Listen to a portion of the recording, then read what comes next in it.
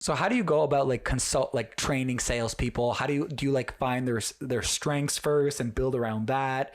Because I think I feel like it's super hard to sell if you're a logical being. Yeah. Well, when I work with the team, I want to see like what works for them and what doesn't work for them. What have they already been doing that they want to continue to do? What are things that don't feel good for them?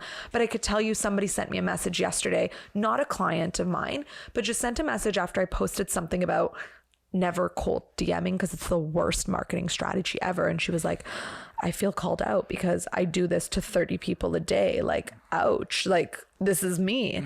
And I just asked her, does it feel good for you? Yeah. And she said, no, I don't like doing it. Yeah. And so that's where I want to start of like, how do you like to sell? Some people like to sell on stages. Some people like to sell over the phone. Certain companies have a certain sales model that doesn't work. And so we're looking at like, what do you like? What pulls on your strengths? And what do you not like? And how can we stay away from that? So it's really one-to-one. Every company is going to look a little bit different when we're creating their process, but I think it's a two-sided coin when we're working with the clients. Part of it is how are we equipping the team, so that training of like, how do you feel on a phone call? Let's go through a phone conversation and see like, if you weren't to talk on script, what would you be like if you were to sell to me? Like, just sell to me and let's see what works and what doesn't.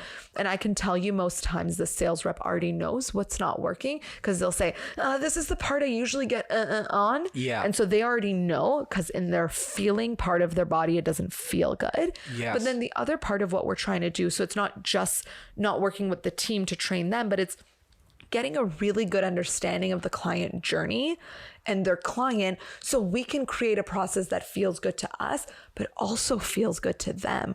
I think that's the key to a good sales process. I always say, like, for me, my fundamental, all sales processes look different. I work in the tech space, medical space, fashion, coaching. I've worked in a lot of different industries, but what remains true across all is that we're trying to create a process that feels good for the seller and the buyer. So a process that honors both of us, that is ethical sales.